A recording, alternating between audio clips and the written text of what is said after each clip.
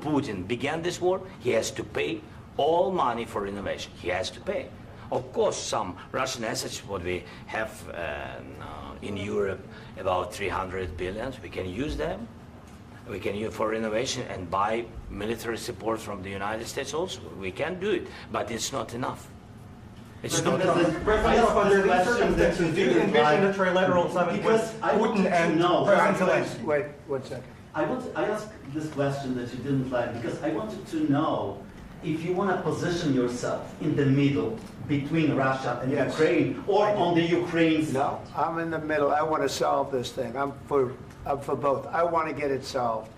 And it's wonderful to speak badly about somebody else, but I want to get it solved. If we can solve it, great. If we can't solve it, they're going to have to fight it out, and who knows what's going to happen.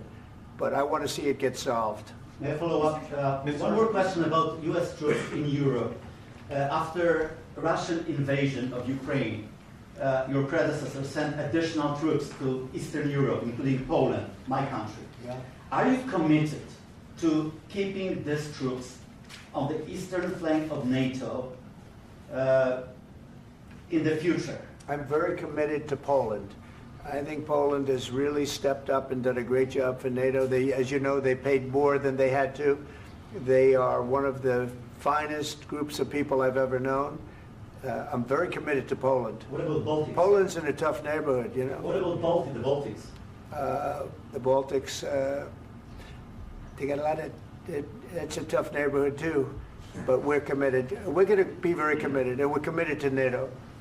But NATO has to step up, and the Europeans have to step up more than they have. And I want to see them equalize, because they are in for far less than we're in, and they should be at least equal. You understand that? Why is the United States, we have an ocean in between, why is the United States in for so much more money and other things as Europe? With that being said, and as you said, they've also been obviously very helpful, but we have put in far more than they have, and I think they should equalize. Mr. President, Please, go ahead. About the agreement again today, what changed between the first time that Secretary Bessent gave President Zelensky the agreement and today for the signing? We made a deal. So What was the deciding factor? I'm a business person. We made a deal. That's what changed.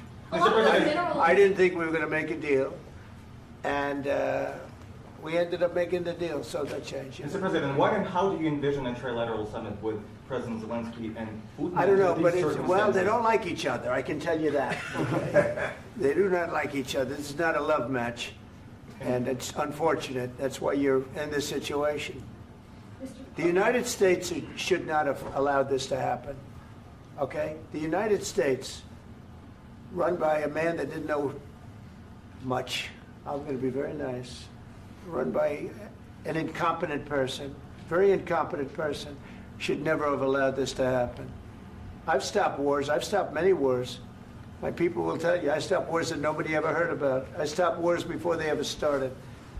You can look at some of, I could give you a lot of nations that would tell you right now they were probably going to war. I could tell you right now there's a nation thinking about going to war on something that nobody in this room has ever even heard about.